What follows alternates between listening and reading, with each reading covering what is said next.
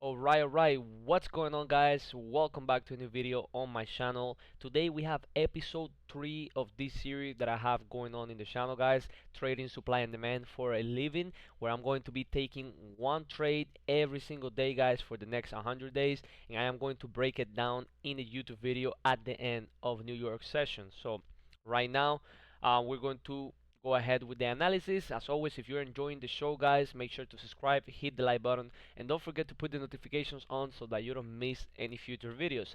So today, guys, we had a break even day. I am going to show you the Apex account right here.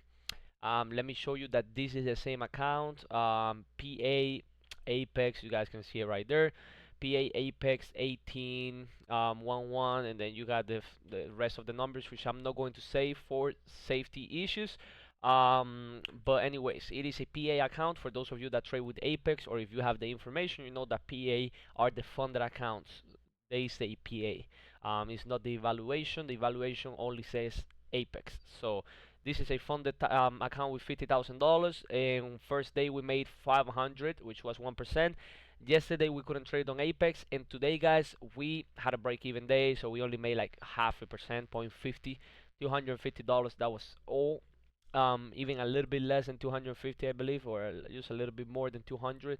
But yeah, it didn't get to 250, so it wasn't even a 0.50%. It was like a 0.40 something. It was a break-even day for me, and this is the trade that I took. It was a NAS short, and I'm going to explain why I closed the trade, even though the setup won. Even though the setup won, guys, I could have made like $600, but I decided to close the trade. So first of all, um, this is the trade over here. We are in the York session. The first issue that I had coming into this trade, guys, is that we was outside my trading hours. So I trade from 7:30 a.m. East time to around 11 a.m. East time, guys. And this trade, it tapped at around, I think it was 11:05, 11:10. So yeah, 11:05 is when it tapped. So we was already past my time, my trading time. So that's why I was iffy about taking this trade. So it is this supply right here. As you guys can see, we have a supply over here. Bam. And then let me delete this. This was a demand that I had set up. We are coming from break of structure. So we literally broke this low, this major low right here on the 5-minute chart, and we literally just broke this low right here as well. So we broke structure to the downside. Kind of that oil trade that I was talking about yesterday looks kind of similar to this, guys, right? So broke structure to the downside. We're looking bearish. We left a supply over here with the 200 moving average, and we also have the 50 moving average right there in confluence, literally, guys. The only one that is looking bad is the 13 moving average, which is down there. If I put this off, the 13 moving average is this blue one right here.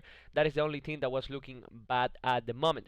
If we go to the 15-minute, this didn't have a 15-minute confluence, but what I did like about the 15-minute, here you can see the break of structure clearly, more clear than the 5-minute chart. But what I did like about the 15-minute is that we literally had the 200 moving average right there being rejected, literally right there, and all the EMAs were above. We closed below the 13, 50 EMA above, and 200 moving average is above us, and we literally rejected it to the dot right there, to the dot. So I like that on the 15-minute chart coming into this trade.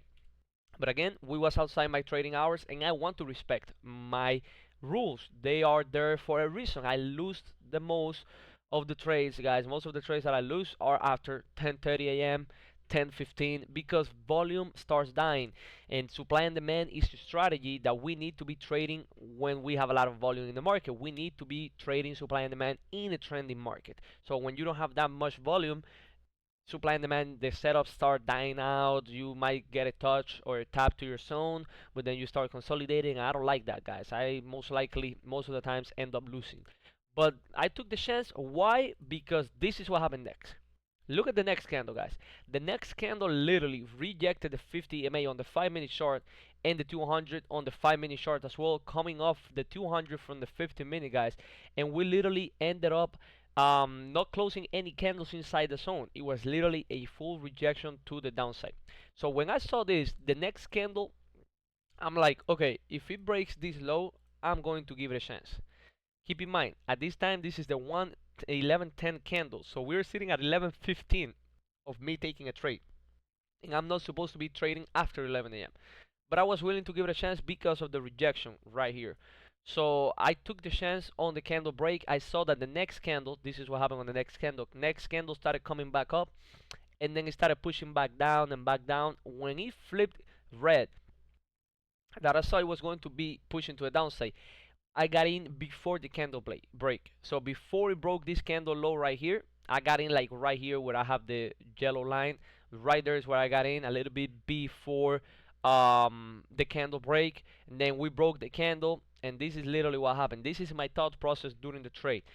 We are, and also we reverse after 11 a.m. Usually the market reverse after 11 a.m. It likes to reverse a lot. So if it was bearish from like 8 a.m. to 11, sometimes at 11:30 likes to go up and go bullish. So I'm also looking at this possible demand right here in Nasdaq, and I'm like, okay, I know we have a demand right there that is going against my supply and my trade that I'm taking. So I want to see if this demand is going to hold, because my TP, I really need for this trade to hit my TP. I really need for the price to use kind of break the demand, kind of, because you have to go so deep inside the demand that it's like disrespect the demand. I needed to disrespect this demand. And also we have the 13 EMA right there that was holding. So in this first closure right here, look how we literally touched the 13 EMA. Did I say 50? But it's the 13. I don't know if I said 50, but this is the 13 EMA. Look how we touched it. We tapped it right there, and we literally rejected it and ended up closing over here. So I'm already iffy when I saw that. I'm still on the trade, but I'm iffy on this candle closure. So I hold it for 5 more minutes, and this is what the next candle does.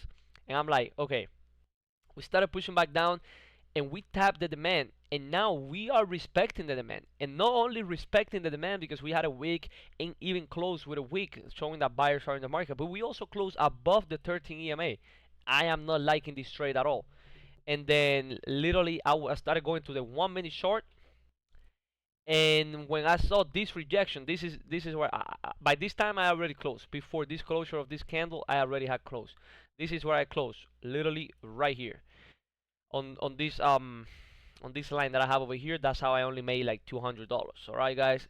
But why did I close? When I'm looking at it, I'm seeing that we already tapped inside the 5 minute short, or the 5 minute demand, and we have a 1 minute supply right here that is being respected. So when we got to that this 1 minute supply, it rejected it at first. I'm like, okay, I like this rejection. It literally went all the way over here and ended up closing down here. I like it. Then the next candle literally broke the high and went all the way over here. I was literally about to close if we ended up breaking above the supply. But it ended up rejecting and closing down here. And then the next candle opened and immediately started shooting down. It immediately started coming back down, breaking this candle low and breaking this candle low. Look where this red candle in the middle, that red candle in the middle literally got all the way down here and then ended up closing right here. So as soon as the next candle, I'm like, the next candle has to be clutch. It has to come in and literally rip to the downside, because we use close above the 50 EMA on the 1 minute short right there, which is that red EMA. We pushed all the way all the way down, breaking two candle lows just to close over here and above the 15 EMA. I'm iffy about the trade already. Plus, at this time it's already 11:23. I'm 25 minutes past my time where I stopped trading. I'm breaking my rules. I just took a chance because of the reaction on the supply on the 5 minute short, but I'm not liking it. I'm iffy. I'm about to cut this loss super soon. All right, if we don't push back to the downside like really fast on this next candle. And as soon as that next candle opened, it literally went down a little bit and then started spiking up, and I'm like, okay, I'm out of this shit, and I got out over here. That is literally where I got out, and that's how I made my entry was right here, and my TP when I closed the trade was right here. So that little fluctuation right there, that's how I made like a little bit over $200, guys. Or yeah, I think it was a little bit over $200. I think we had the account at around 50,530, something like that, or maybe a little bit less than 200. I don't really know, guys. I have to double check the throttle bait, which I don't check it that much. I just trade on trading view. But after I close, this is literally what happened on the trade, guys. I closed at this time. I'm out, and then the next candle literally gave a candle break, so it pushed all the way over here, and then came back down and broke the candle low. So at this point, I'm like, okay, this setup is probably going to win. I'm already of my trading hours. This was just not my trade. I want my trade to push in my favor, especially if I'm outside my trading hours. So this just wasn't my setup. But literally, if you held the setup, guys, it hit TP like 10 minutes after, perfectly to the dot, a one-to-one. So it was a great setup. I ain't gonna lie, it was a great setup. I could have made money if I ended up holding this setup, but it just wasn't my trade. I have learned to walk away, guys, when I don't have a setup, or I have learned to walk away when simply a setup doesn't work, when I don't like it.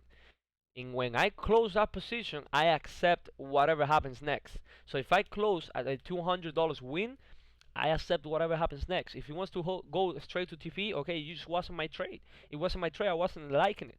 But there has been some times where I'm not liking the trade, and I close it, and my analysis was good. It literally went straight to stop loss. And I'm breaking also my rules. I gave it a chance, and we get this bullshit over here, this consolidation that I'm not liking.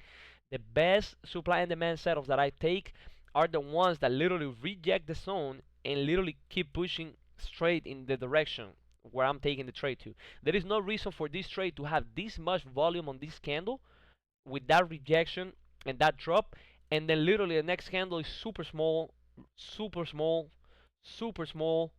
Like, there is no reason after this volume I want sellers to keep stepping in and keep pushing the price to the downside. I don't want to stay in this bullshit right here after 11 a.m., which I'm not supposed to be trading after 11 a.m. So that's why I closed the trade. And it went to TP. That's fine. I'm fine with it. Tomorrow is another day. I still have 3 more days. Wednesday, Thursday, Friday. I'm not in a rush to make money, guys. It's not about making money. It's about being consistent and being able to last long in the market, guys. This is not a race. This is a marathon. So you better stay consistent for the long term. I don't care about the short term. One day, okay, we wake up the next day and we try to get a win, as always. But anyways, that was just the trade for today, guys. As always, make sure to subscribe, hit the like button. This might be a little bit of a longer video just because I wanted to explain everything more on psychology side of the trading. But anyways, that is it for today, guys. Make sure to subscribe, hit the like button, and as always, I'll see you all in the next video. Bye bye.